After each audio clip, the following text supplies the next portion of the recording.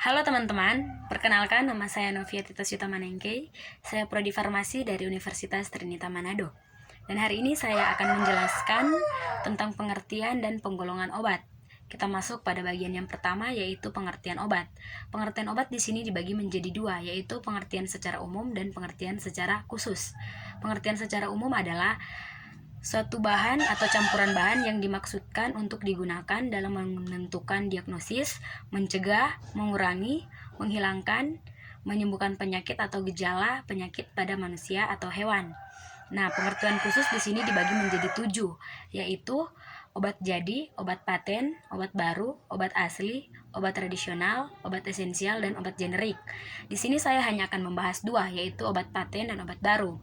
Obat paten adalah obat jadi yang dengan nama dagang yang terdaftar atas nama si pembuat. Obat baru yaitu obat yang terdiri atas atau berisi zat yang berkhasiat ataupun tidak berkhasiat. Demikian pengertian obat. Kita masuk pada penggolongan obat. Penggolongan obat di sini dibagi menjadi 4 macam. Tapi di sini saya akan membahasnya satu persatu. Yang pertama, menurut kegunaan obat. Kegunaan obat dibagi menjadi 3, yaitu untuk menyembuhkan, untuk mencegah, dan untuk mendiagnosis. Yang kedua, menurut cara penggunaan obat. Di sini cara penggunaan obat dibagi menjadi 2, yaitu pemakaian dalam dan pemakaian luar. Pemakaian dalam melalui oral dan beretiket putih. Pemakaian luar melalui implantasi, injeksi, mucosa, rektal, vaginal, nasal, dan lain-lain. Yang ketiga yaitu menurut cara kerjanya.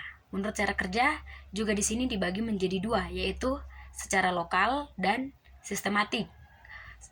Secara lokal yaitu obat yang bekerja pada jaringan setempat seperti pemakaian topikal.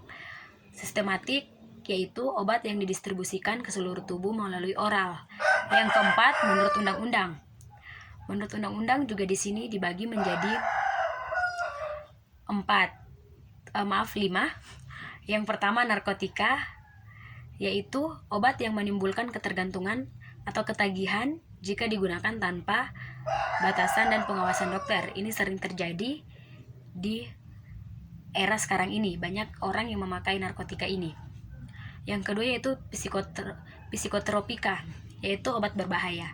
Obat yang mempengaruhi proses mental, merangsang atau menenangkan, mengubah pikiran, perasaan atau kelakuan seseorang. Contohnya ekstasi.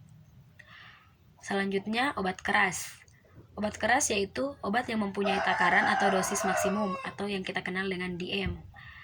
Diberi tanda khusus lingkaran merah dengan garis tepi hitam dengan huruf K. Selanjutnya, obat terbatas. Obat terbatas adalah obat keras yang dapat diserahkan tanpa resep dokter. Yang terakhir yaitu obat bebas.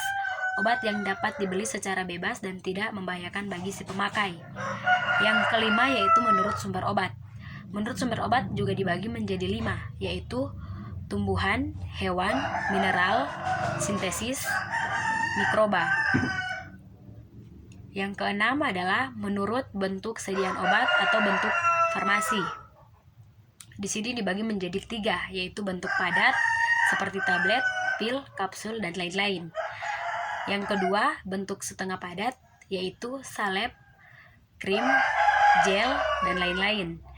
Yang terakhir atau yang ketiga adalah bentuk cair atau larutan, yaitu sirup, obat tetes, dan lain-lain. Yang terakhir atau yang ketujuh adalah menurut fisiologis dan biokimia dalam tubuh, dibagi menjadi 3. Yang pertama, obat farmakodinamis, yaitu untuk mempercepat atau memperlambat proses fisiologi atau fungsi biokimia dalam tubuh.